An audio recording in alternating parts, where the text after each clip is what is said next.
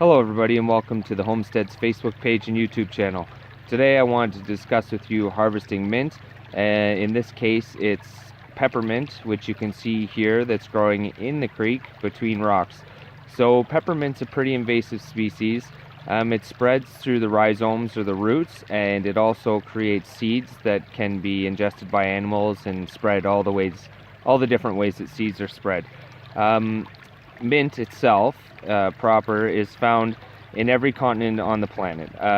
It's native to Europe and Asia, and that goes right from the Mideast up the Himalayas and into China. It has become naturalized to Africa as well as all of the Americas, and it's estimated there are between 15 and 20 individual species that exist. Some of the nutritional facts: it has trace amounts of vitamin A, B6, and C, and the mineral content is potassium, magnesium, calcium, phosphorus, iron, copper, and manganese. Mint also has one of the highest antioxidant levels out of any type of food. So some of the health benefits of these: rosmarinic acid is an anti-inflammatory and an antioxidant. In clinical studies, it's been shown that it's very good at relieving seasonal allergies for people, and it's starting to become used in that aspect. Menthol is also a natural chemical created by the plant. It's a decongestant, and it has a natural cooling effect that can relieve sore throat. Some of the other health benefits, and there's quite a few: it lowers cholesterol, aids in digestion, can help with gassiness and bloating. It aids irritable bowel syndrome, and in studies has been shown that it really can relieve a lot of pain and discomfort when it comes to IBS. It's been used to prevent ulcers, and it actually even increases pain tolerance as well as pain threshold. So I found that pretty interesting. And it's been used by all types of people around the planet for millennia to relieve bites, rashes, and other reactions. And another thing that you probably don't really think about is it'll freshen your breath. It's used in gum and toothpaste and all kinds of stuff like that. Okay, so here we are. We're at a different point in the creek in the backyard. We're beside one of the two ponds, and here is a much more dramatic case of the infestation of this plant. So you can see here that it has taken over a large section. This is approximately 6 by 12 that this has filled pretty much entirely. So today I'm going to be pulling all of this, and I'll make use of the leaves. But I just thought that I would show you that this is the second section I've found. And the first section that I showed you earlier in the video was about this size, maybe a little bit smaller, but we've allowed for either side of the creek to kind of renaturalize and interplanted some fruit bearing and berry bushes and different things like that, but just to renaturalize the area. And this took off in this spot here, so we're going to clean this out today and allow some of the native species to come back in next spring, and we can also make use of this herb. Okay, so now we get to the easy part of the video. Basically, to harvest this stuff, you're going to follow it down to the root. Find an easy one here. And you're just going to grab it right at the base and give it a good pull. The roots are actually very small. There we go. See if you can see this here.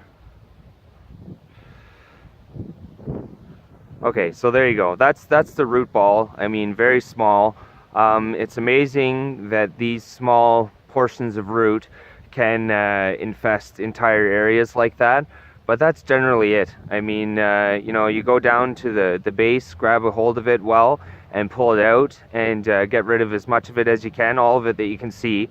And no doubt some will come back, but you'll have, gotten rid of at least 90% in one good pulling. So I'm just going to continue on here.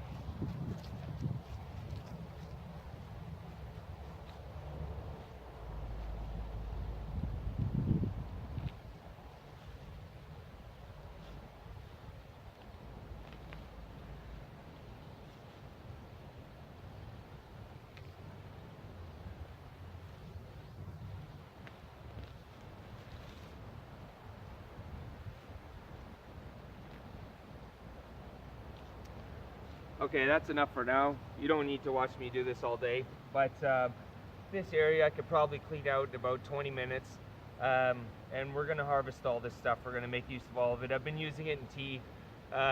Here in Ontario, people are getting sick left, right, and center right now. There's a lot of people getting sick, and this is going to help with some of that.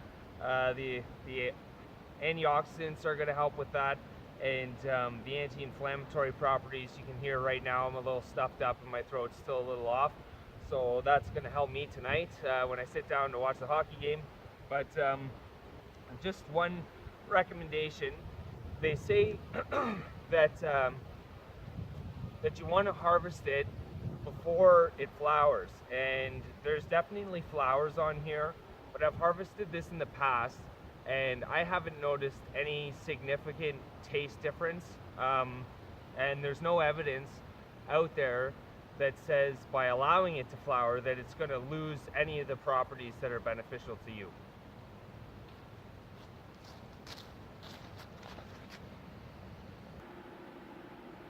Okay, so here we are. We're back in the house now, and it's time to separate what we want to keep from this plant. So, just go through quickly. You don't have to take a long time to do this. It's not, you're going to just dry it out generally anyways. I mean, you can eat this stuff fresh as well if you want to, but I dry it out and I use it in teas and basically just throw it into shakers and spread it on to different meals or whatever you want to do. But I'm not going to tell you how to use herbs. But anyways, so I'm going to separate the flowers. We don't want the flowers. This section here, you know, the bottom two leaves here are dried up and don't look very good. But that's really it. I have a box. I dry my stuff in a box. People use screens. I find it really easy to take a box, throw it up on top of your cabinets, and once a day, once every 2 days, 3 days, doesn't really matter. Just go in there and rotate the stuff around so that it dries evenly and you don't have it settling and you know, maybe starting to decompose. But I found with the mint it dries very well, very easily. There's no problem with it at all. But yeah, if you're putting it up on top of your cabinets in the kitchen, it's a hot spot, heat rises, so it's going to dry faster, but not too fast. It's not like you're heating it. Never heat it, just let it dry naturally. And if you have cats or dogs or anything that's going to be interested in your food, well, it's out of their reach. So anyways, these stems they're pretty solid. Excuse me. And I picked the top off. If the tops are good, if there's a growing cluster like this one here, you can see I'm going to just take the whole top like that and throw it in the box, next couple leaves, and then you turn it upside down and you just strip it. It takes 2 seconds, right? So there we go. Very easy. Like I said, you don't have to be gentle with it. There's a couple tops here. They're great. I really love this stuff. We have some bees, which you may have seen in other videos. We started beekeeping this year, and you know, I throw this stuff in a strainer in the top of a tea glass, and I boil the water. I let this stuff sit for 20 minutes, and then I stir in some honey and decongestant, sore throat relief. Excuse me.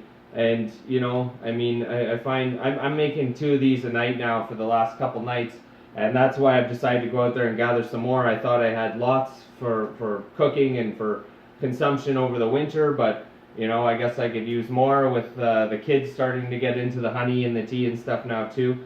But yeah, this stuff's really great. It smells great. It tastes great.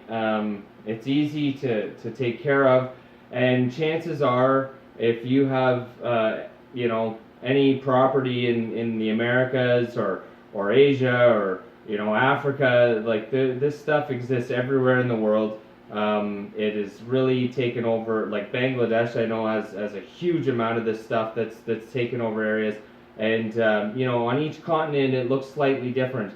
But the leaves are pointy, so, and you know, broad. They're not thin and long. They're broad and kind of stout, and they have teeth on them. But I mean, the best way to identify this stuff for sure in your area is you just pick a leaf off, you give that a smell. There's no mistaking that smell. It smells like your toothpaste, it smells like candy canes, it smells like spearmint gum or peppermint gum or whatever, you know. Those are two different species, but you know, it's everywhere. It's escaped people's gardens, their herb gardens, and spread. And you know, you can probably find this stuff even if you go out and try to source it in the forest. If you walk along the side of a river or a creek for an extended period of time, chances are you're going to run into this stuff somewhere out there. And it's really good for you. It's really healthy. And it's comfort. You know, there's some comfort associated with it. And there's no, you know, other than maybe an hour of prep time, and an hour of prep time is going to get you a ton of this stuff. I mean, this is 4 or 5 plants. This is maybe, you know, 2 square feet in that section that was 6 by 12. I mean, as you know, 72 square feet. I've taken 2 square feet out of there, and this is covering half my dining room table, which is 3.5, 4 feet by 6 or 7 feet. Right? I mean, it's a huge plant that grows rapidly and produces a lot for you. And you know, I prefer to take the top part of the plant. I mean, if you look at this plant, actually the bottom parts here, it's regrown because we've had a lot of warm weather lately, unseasonable warm weather. It's regrown, and these are all new kind of tops, like the new leads almost. But I mean, you know, when normal growing season, these things are going to get about this big, you know, 30, 40 centimeters, something like that. These ones are lying down, so they grew a little longer. But I generally get rid of the bottom half. It's a little more woody and hard, and harvest from this top half where the newer leaves are found. And yeah, that's really it. I'm not going to go on and on all day here, but you can do this stuff. It's really easy, it's healthy, and you know, it saves going to the pharmacy and purchasing some of this stuff. I mean, anything you can do yourself, it's organic, and you're saving yourself money. So that's it for today. Thanks a lot for watching. The last couple of videos have been getting a ton of views, and I really appreciate that. New subscribers coming in daily, and that's awesome. Shows me that what we're doing here has a purpose, and you know, I've always thought that everybody, you know, if they could have a little space on their property and grow some food and get some natural stuff into them, that would solve a lot of the problems in the world, and reduce a lot of emissions, and just really help out the planet that does nothing but, you know, hands this healthy stuff to us and takes care of us. So anyways, thanks for watching. Like and share if you're into the video, and if you like what you saw and you want to continue to follow along, you can subscribe. I'd appreciate that. And we're not going to stop doing this. We're going to you know, continue to evolve in this lifestyle of permaculture and sustainability. Continue to move forward, and I appreciate those of you who have joined us on that journey and are working towards the same goals. Have a great day, guys. Take care.